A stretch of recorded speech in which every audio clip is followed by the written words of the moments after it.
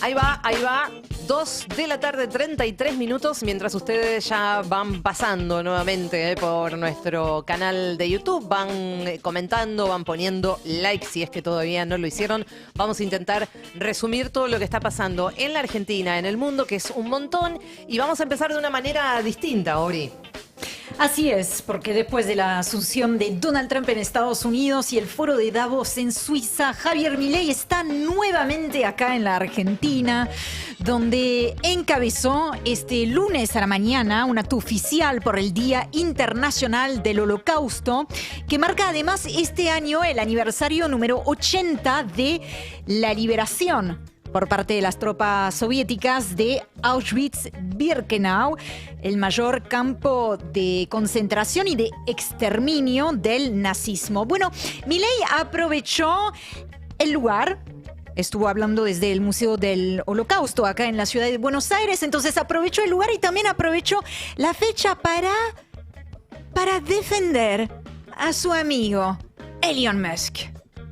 Hoy estamos aquí con el deber y la responsabilidad de no olvidar, de seguir recordando por todas las víctimas de aquel entonces y por todas las víctimas que se sigue cobrando el culto a la intolerancia, el odio y la muerte. Ayer disfrazado de nazismo, hoy disfrazado de fundamentalismo. Y ojo con los que de forma banal revolean acusaciones y categorizaciones de nazi a cualquiera que no coincida con su forma de pensar, tal como lo hicieron expresiones de izquierda en todo el mundo, por ejemplo, con mi amigo Elon Musk, que es un defensor intachable del Estado de Israel. Bueno, el wokismo desde el atril del foro de Davos, acá en defensa de su amigo personal. Esas acusaciones, dijo Javier Milei, vienen de los mismos que defienden a los terroristas de Hamas. Además de defender a Elon Musk, aprovechó ese mismo lugar, esa misma fecha conmemorativa para agradecerle a Donald Trump por cargarse al hombro, según sus propias palabras, las negociaciones con Hamas para que los rehenes que se encuentran todavía retenidos en manos de Hamas y de otros grupos en la Franja de Gaza, bueno, para que puedan volver a casa. Javier Milei es un exponente más de esa corriente, Gaby, que viene haciendo uso de la memoria, distorsión, instrumentalización de la memoria para poner esa memoria, en este caso una fecha histórica de alcance universal, al servicio de sus propios intereses. Ya que lo mencionó a su gran amigo Elon Musk, les propongo que veamos qué estaba él haciendo poquitas horas antes de ese discurso, la misma semana, o sea, la semana pasada, la misma semana del saludo nazi, del que ya hemos hablado bastante. Elon Musk se volvió a meter en la campaña electoral en Alemania, porque se vienen los comicios ahora en febrero, y participó virtualmente en una distancia, ¿no? En un meeting del ultraderechista AfD. Lo escuchamos. Frankly, too much of a focus on past guilt, and we need to move beyond that. Lo que estamos viendo y escuchando es el video que mandó Elon Musk para participar de ese meeting al que acudieron miles de personas, ¿no? Ahora estamos escuchando también los aplausos de la multitud. ¿Qué dijo en ese fragmento Elon Musk? Creo que en Alemania se hace demasiado hincapié en la culpabilidad, en la relación al pasado, la culpa, ¿no? El sentimiento de culpa, y que ahora lo tenemos que superar. Los niños no deberían sentirse culpables por los pecados de sus padres o incluso tal vez de sus bisabuelos.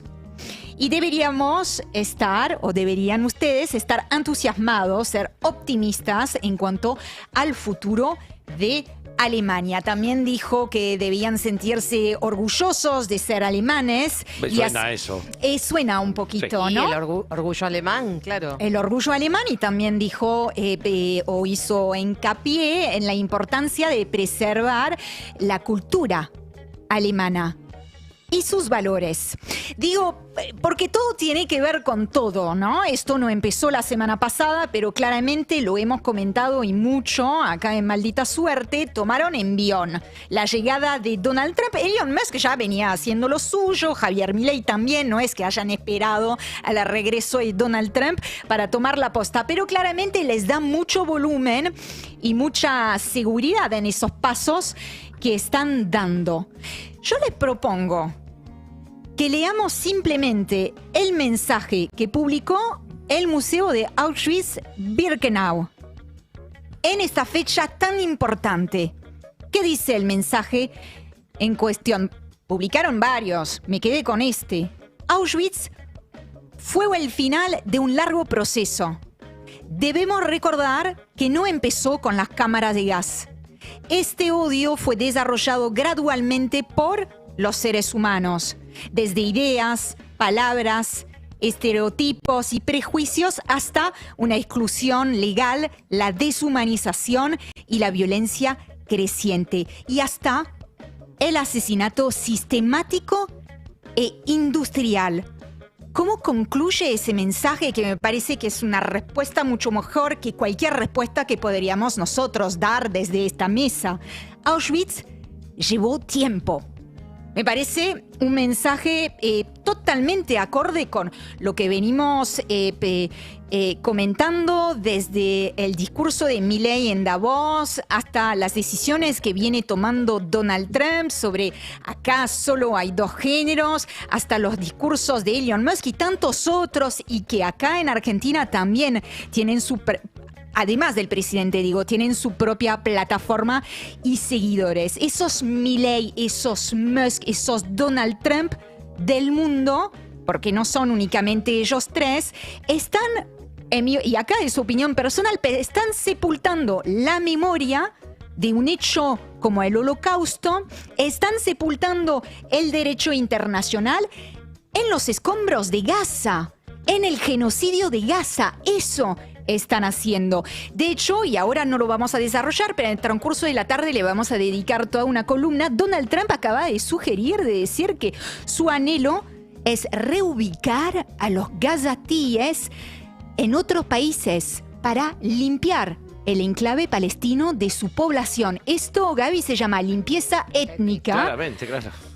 No hay Hasta con otra las palabras, digamos. No hay otra forma, ¿no? Lo dice él mismo. Sí, sí. Digo, como para que tengamos una visión, estamos hilando, ¿no? Distintos escenarios y discursos, pero todos apuntan a lo mismo. Así que ya volvió Javier Milei a la Argentina. Bueno, y si bien estoy tentada de decir vamos a cambiar de tema, vamos a seguir de alguna manera con este tema, y justamente esto que mencionaba que habían escrito desde el memorial de Auschwitz, que esto es algo que se va cocinando de a poco en este guiso que se va armando y del cual también Argentina es protagonista en manos de Javier Milei. Hubo también un fuerte repudio de la dirigencia política a los dichos del presidente en Davos. En las últimas horas aumentó este repudio de la dirigencia contra los dichos del presidente. Obviamente nos estamos refiriendo a lo que dijo en relación a las políticas de género, de la diversidad sexual en ese foro económico. Quien habló esta mañana fue el jefe de gobierno porteño, Jorge Macri, que dijo que agarrar un caso y transformarlo en todo, o sea, la parte por el todo, eso son palabras mías, Sí. Me parece tremendamente injusto. Me gustaría ver un presidente que abogue por la unidad que seguir instando nuevas divisiones. Escuchen lo que decía Jorge Macri esta mañana en una entrevista. Bueno, que es un patrimonio de la ciudad que nadie nos lo va a arrebatar. Yo voy a estar defendiendo esa postura y esa mirada y esa visión, pero además ya es patrimonio de todos. Esta es una ciudad, y yo lo dije, mira, en el debate por la jefe de gobierno de la ciudad, yo dije que yo amo la diversidad que representa la ciudad de Buenos Aires, y amo todas las diversidades. Eso es patrimonio nuestro y no lo van a romper, y yo voy a estar defendiéndolo. Yo creo en eso, y creo en la libertad. Primero, tomar un caso y de eso plantear todos son iguales a eso, me parece una injusticia brutal. Porque que hay que proteger a los niños, no tengo ninguna duda. Ahora, agarrar un caso y eso transformarlo en el todo me parece tremendamente injusto.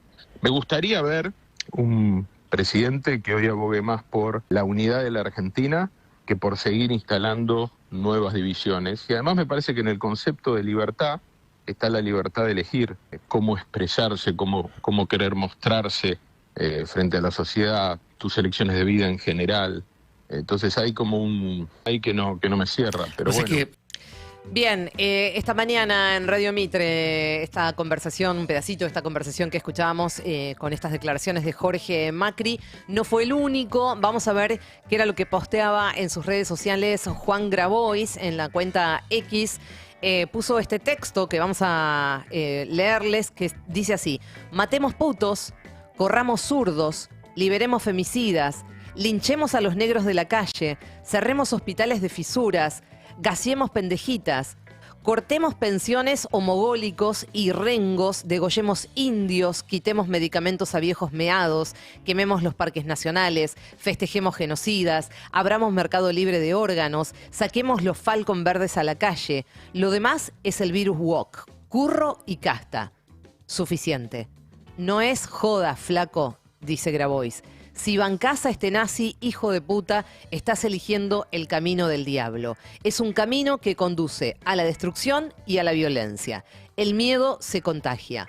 El coraje también, escribió Juan Grabois en su cuenta de X. Por otro lado, la diputada nacional Margarita Stolbizer calificó de gravísimo el discurso del presidente en Davos. Ahí ella repudia las políticas, en realidad, donde Milei repudió las políticas de género, los derechos humanos.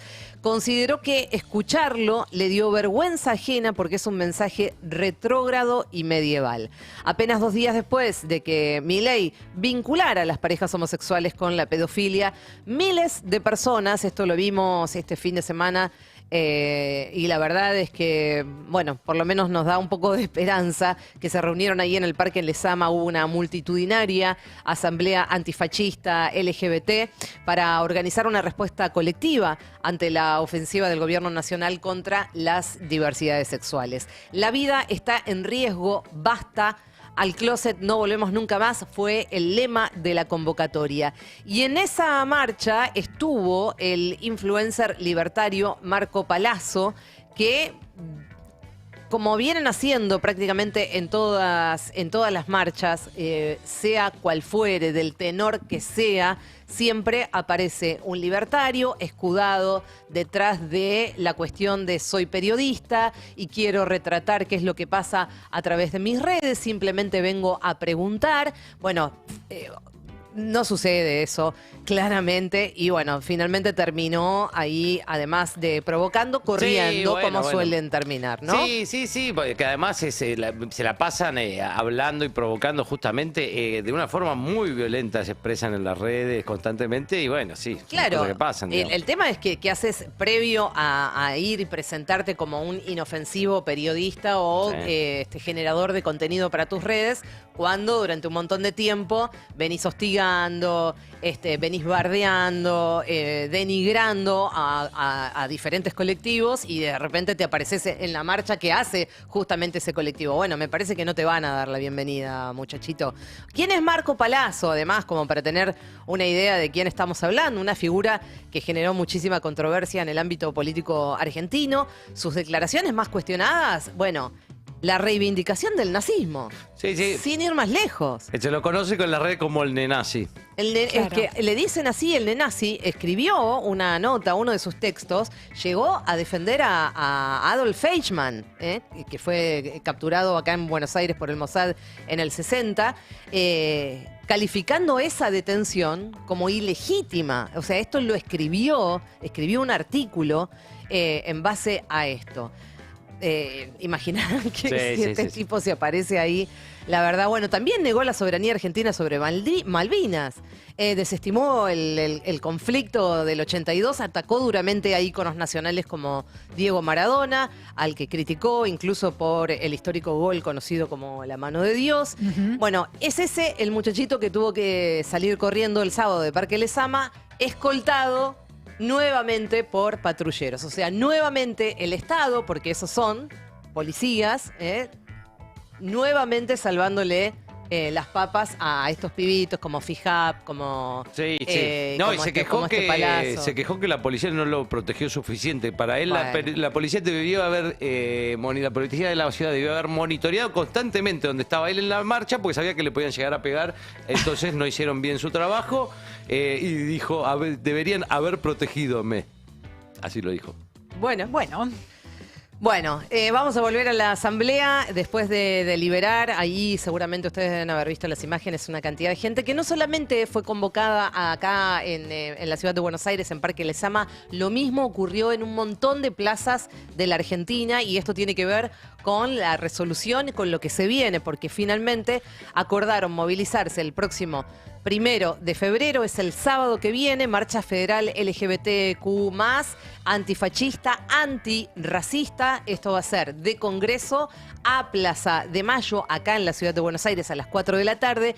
Pero atención, porque como la consigna lo indica, es una marcha federal. Esto mismo va a estar ocurriendo en muchísimos lugares de la República Argentina, ni hablar en las grandes ciudades, en Córdoba, en Mendoza, en Rosario, bueno, en un montón de lugares, y seguramente busquen en las convocatorias en sus diferentes lugares, porque va a haber seguramente un montón a lo largo y ancho de todo el país. Recuerden entonces, esto va a ser el próximo sábado, igual lo vamos a ir recordando, vamos a seguir hablando del tema. Próximo sábado, 1 de febrero, a las 4 de la tarde, acá en Buenos Aires, es desde el Congreso la marcha hacia Plaza de Mayo. Van a haber artistas, escritores, conductores que también se sumaron a convocar a la marcha, a repudiar los dichos de Milei. Por supuesto, una de ellas es Lali Espósito, que posteó la convocatoria en la marcha en su propio Instagram, pero también lo hizo Miguel Granados, un posteo que dio vueltas por todos lados y la verdad que con una... Sí, de con un sitio que se llama... bueno, sí, no recuerdo el nombre, ahí no llego a leer el nombre, pero sí, es un reposteo de un sitio que hizo este posteo con estos textos. Es Decidiario. Sí, eso. Ahí está. Bueno, y que dice, y él lo que postea, o sea, repostea ese texto, dice, tu hijo no se va a volver gay porque le hablen de diversidad en la escuela, ni por ver gays en la calle. Pero si tu hijo es gay, a lo mejor ver gays con la misma naturalidad con la que ve heterosexuales hará que no pase una infancia de mierda e infeliz. Y por el contrario, si tu hijo es heterosexual y ve gays con la misma naturalidad con la que ve heterosexuales, a lo mejor no se vuelve un miserable homofóbico que piense que la diversidad es una ideología. También fue muy visibilizado por Miguel Granados, que además es un tipo que, bueno, obviamente tiene muchos seguidores, que digamos, tiene mucha llegada, y por eso es importante que referentes de la comunicación, del periodismo, artistas también puedan expresarse en relación a esto que estamos viviendo, que... Bueno, es el horror, muchachos, es el horror, pero como siempre decimos, además, uno tiene que ver qué es lo que tapa todo esto, ¿no? En definitiva, que era lo que estábamos charlando cuando estábamos antes de empezar a ser Maldita, que en definitiva es un año que seguramente va a ser muy importante que Milei tenga algún tipo de logro económico que por ahora no lo está teniendo, digo, para los laburantes, para las laburantes, para nosotros, para la gente de a pie, que eso no se está viendo que ocurra, entonces evidentemente van por este otro lado, digamos, tapar qué es lo que está pasando económicamente con esta agenda del horror que están tratando de plantear. Sí, y digo, no es comparable, digamos, claramente, es muy peligroso lo que están haciendo y qué sé yo, pero lo que hablábamos un poco era que, digamos, lo que sufrió Alberto Fernández fue eso, digamos, en definitiva, digamos, que por eso también se genera toda esta retaliación, no es solo acá en Argentina, sino en un mundial, pero, digamos, mucho de lo que pasa acá tiene que ver con la sensación de que mientras se atendía esa agenda, no se atendía otra agenda, que era la de la vida de las personas, más allá de los nombres que se le ponen a las cosas, como una agenda más de nombres que de realidades, digamos. Y me parece que están en ese debate, en un debate de nombres, no de realidades. Sí, claramente. Bueno, vamos a seguir hablando seguramente de este tema durante toda la semana porque va a ser seguramente una manifestación muy fuerte, insistimos, no solamente acá en la ciudad de Buenos Aires, sino en el resto del país porque va a ser una marcha federal. Vamos a cambiar de tema. Vamos a hablar de la relación de Milei con el campo. La baja de las retenciones ya es un hecho, ya está en el boletín oficial, así que desde hoy y hasta fines de junio el gobierno disminuye los derechos de exportación para todos los cultivos. Esto se lo habían reclamado 3 gobernadores hace unos días, así que bueno, rápidamente fue ahí a hacerles caso. Además, elimina de forma permanente las retenciones a la economía regional que este gobierno había impuesto. Esto es fantástico, porque esta es parte del relato del gobierno de Milei que dice, ¡ay, sacamos el impuesto país! No, hermano, no lo sacaste. El impuesto país tenía un principio y un fin por ley. O sea, si vos querías continuar con el impuesto país, tenía que nuevamente ir al Congreso y estirar, en todo caso, ese impuesto. Sí, lo tiró y lo aumentó, creo, incluso, sí. Con el tema de las economías regionales pasa lo mismo. Massa le había sacado las retenciones claro, a las economías regionales y este gobierno las volvió a poner. Y ahora se jacta de sacarlas. Bueno, como si fuese un gran logro. Lo anunciaron la semana pasada el vocero presidencial Manuel Adorni y el ministro de Economía Luis Toto Caputo. Justificaron la decisión en el impacto de la sequía sobre el sector y también la baja de los precios internacionales. Medida que, como decíamos, está oficializada a partir de hoy mediante el decreto 38-2025, que implica una suerte de dólar soja alternativo que busca mejorar el tipo de cambio de exportación. Por lo pronto, las empresas agroexportadoras ya anticipaban que querían estudiar, que querían ver la letra chica de todo esto, del decreto, que finalmente fue publicado hoy, y esperar a su reglamentación antes de volcarse, aprovechar a, bueno, finalmente hacerse de esto, de esta nueva posibilidad que les da el gobierno de Milei, ver los precios de la soja y darle justamente a Milei y a Caputo los dólares que necesitan. Volvemos a cambiar de tema y vamos a apuntar a lo que está pasando también internamente dentro del propio gobierno de Javier Milei, porque se fue otro funcionario. El gobierno oficializó la segunda salida de un altísimo funcionario en este 2025 que recién comienza. Y es nada más y nada menos que Rodolfo Barra, procurador del Tesoro. Esto lo confirmó el vocero presidencial Manuel Adorni.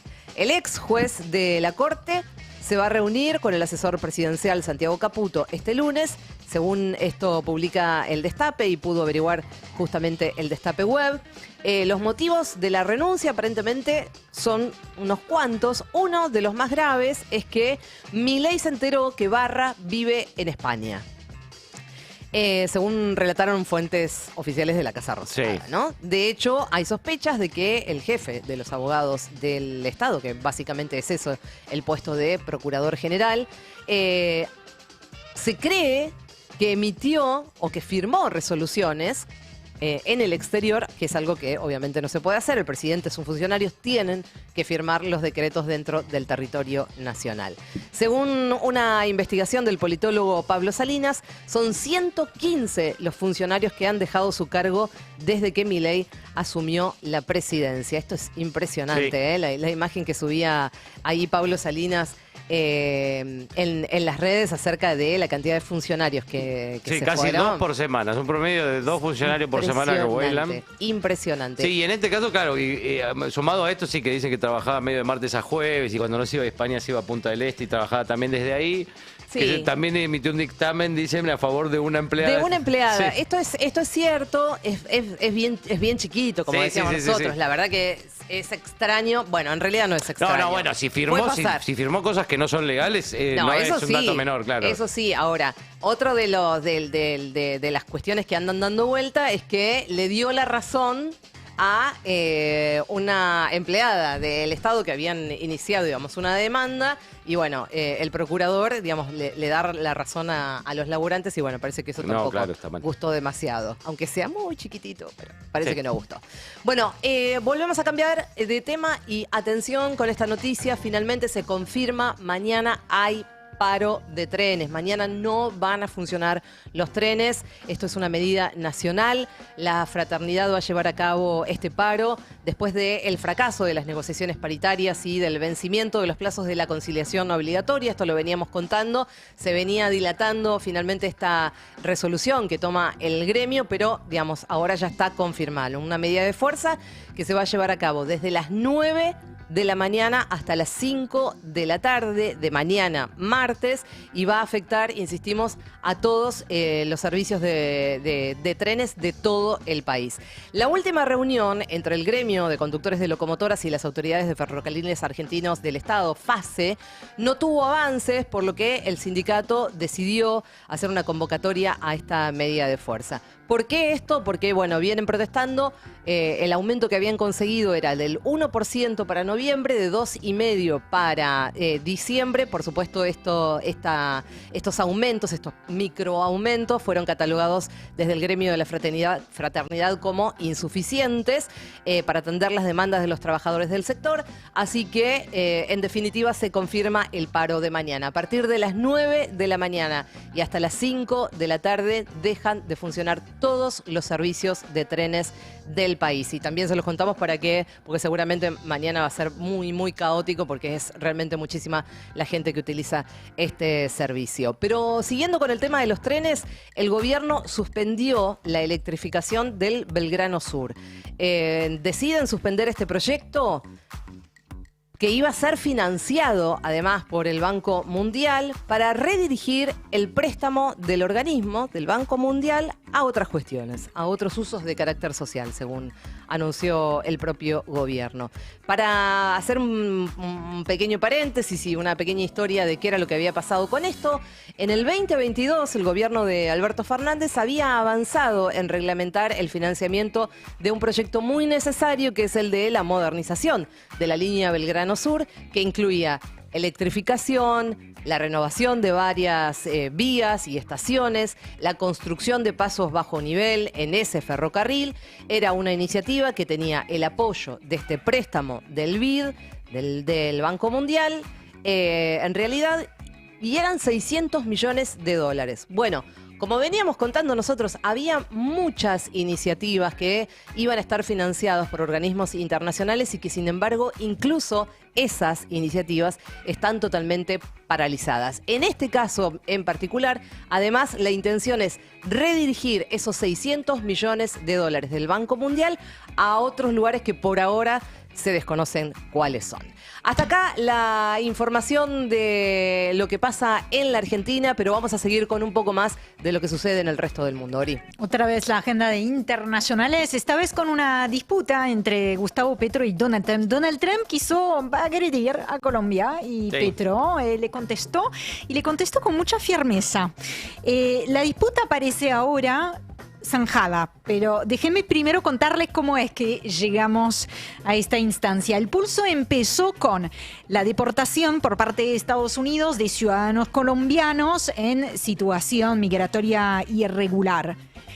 Y empezó con el rechazo por parte del gobierno de Gustavo Petro a recibir vuelos militares con colombianos deportados como si fueran criminales, al considerar que la medida vulnera su dignidad.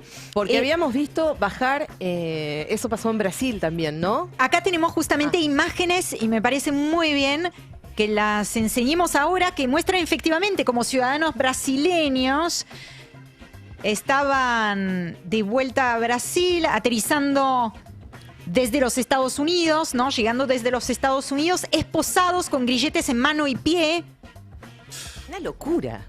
Y esas imágenes no se han visto, digamos, en Colombia, principalmente porque no les permitieron que aterrizasen los vuelos en cuestión, ¿no? Dijeron de ese modo, no. Pero esa es la tónica, es el tipo de política que quiere implementar Donald Trump. Ipso facto, ¿qué hizo Donald Trump frente al rechazo de Gustavo Petro? Ordenó grabar con un 25% todos los productos colombianos, incluso elevar al 50% dentro de unos días, dentro de una semana, además de revocar, por ejemplo, los visados de los funcionarios del gobierno colombiano, además de imponer algunas restricciones de orden bancario o fiscal. A lo que Petro, en la represalia por justamente esa medida, dijo, nosotros también vamos a elevar los aranceles a las importaciones estadounidenses en un 25%, y además dijo, nosotros vamos a trabajar para que esos bienes sean reemplazados básicamente por la producción nacional, Made in Colombia.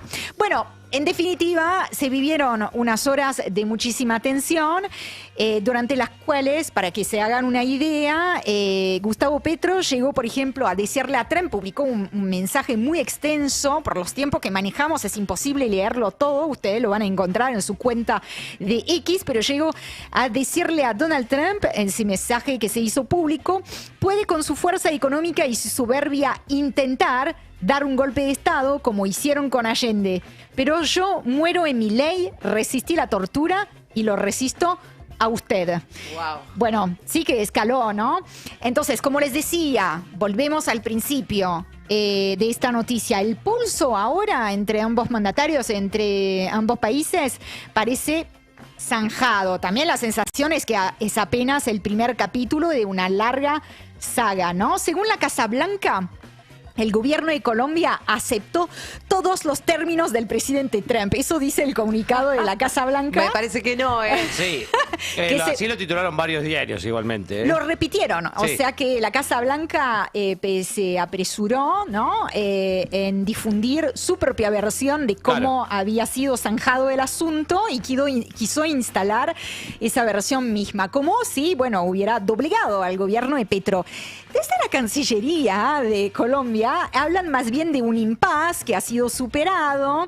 Reiteraron su compromiso a recibir a colombianos deportados siempre y cuando sean tratados con dignidad. De hecho, ya tienen previsto mandar el avión presidencial para recuperar, ¿no? Y traer a aquellos que no pudieron aterrizar.